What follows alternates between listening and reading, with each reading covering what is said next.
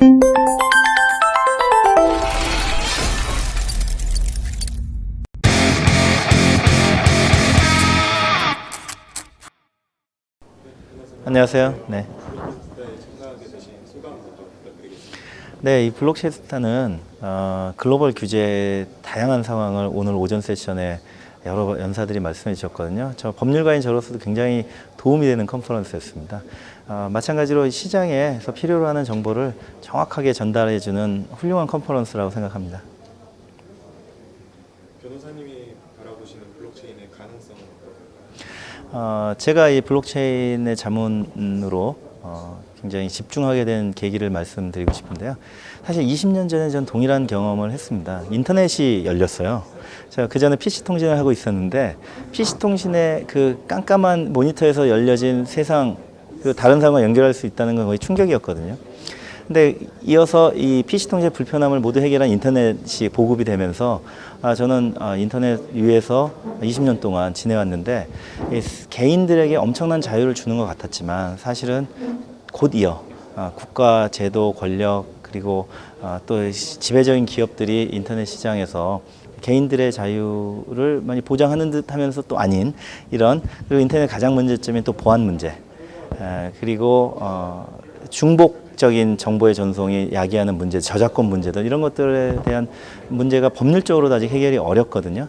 그래서 강력한 법제도를 점점 유발하고 있습니다. 근데 이 블록체인 기술의 이 단점들을 또 극복할 수 있는 장점이 있다는 것을 알게 됐고요. 그래서 저는 인터넷 위에 새로운 인터넷, 많이들 얘기하는 가치의 인터넷이라는 용어가 정확한데, 가치의 인터넷이 새로 열리는 그런 모습을 보고 블록체인에 굉장히 매료되게 되었습니다. 정부가 블록체인 및 암호화폐 관련 업종을 벤처기업 지정에서 제외를 했어요. 이에 대해서 좀 네, 정확하게는 가상 통화를 이제 정부 통계청에서 어떻게 불렸냐, 암호화 자산이라고 불렀습니다. 암호화 자산 매매 및 중개업이라는 통계청의 산업 분류가 발표된 걸 계기로 중소기업 벤처부가 가지고 있는 벤처기업 육성에 관한 특별조치법에서 벤처기업 지정을 받으면은 굉장히 많은 혜택이 있거든요. 예를 들면 5년 동안 법인세가 면제된다든지 이런 혜택들이 있는데, 이런 것을 주지 않는 업종이 있습니다. 이걸 벤처기업 지정 예외 업종이라고 하는데요. 지금은 총 5개 업종이 남아 있는데 그중에 6번째 업종으로 바로 암호 자산 또는 가상통화 거래소를 추가하겠다는 발표를 한 겁니다. 그래서 모든 이제 ICO 업체들이나 블록체인을 다루는 업체들이 벤처기업이 될 수 없는 건 아니긴 한데, 또 중소기업 벤처부도 해명 자료를 내면서 거래소만 빼겠다는 거다라고 이야기하긴 했습니다. 근데 저는 이것도 바로 우리 정부가 이 블록체인 산업의 본질에 대해서 약간 오해를 하고 있는 것으로 느끼게 된 계기가 되었는데요.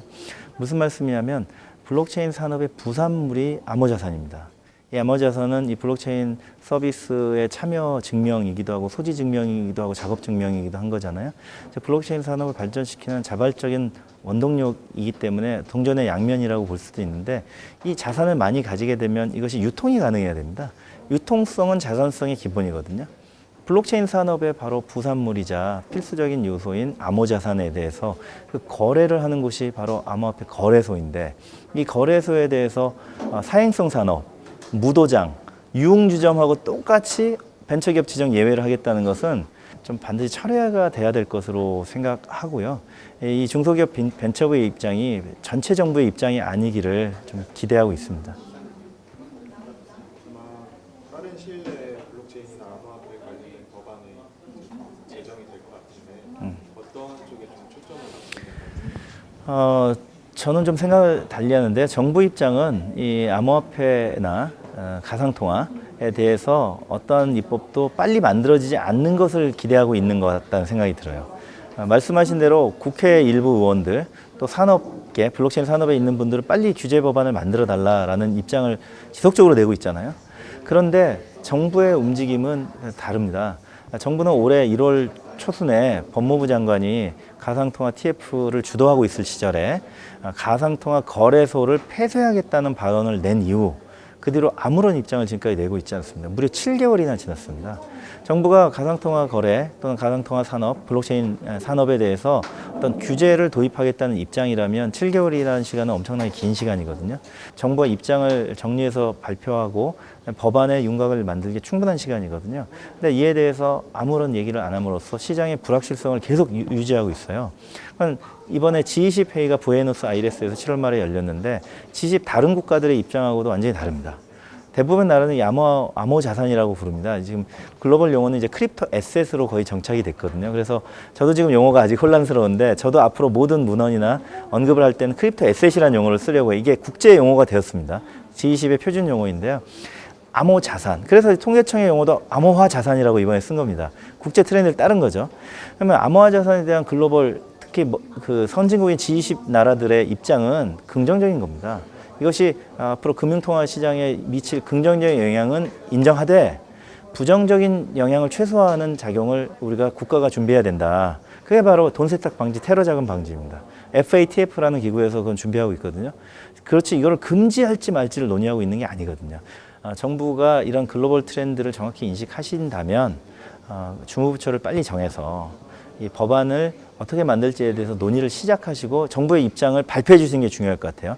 즉 미래에 대한 불확실성 때문에 우리나라 블록체인 기업들이 해외로 나가서 다른 나라의 기업이 돼버리는 이런 난민 상황을 해소시켜 주는 게 정부의 중요한 책무 중에 하나인 것 같습니다. 그래서 정부가 하실 일은 우선 입장을 발표하시는 거예요. 어떻게 하겠다. 법안을 준비해야겠다.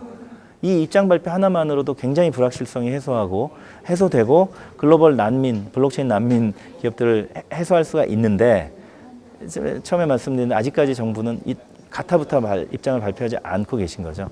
그래서 국회에서 아무리 법률안이 나오더라도 정부가 주무부처를 정하지 않으면 그 법안을 강요할 수가 없습니다.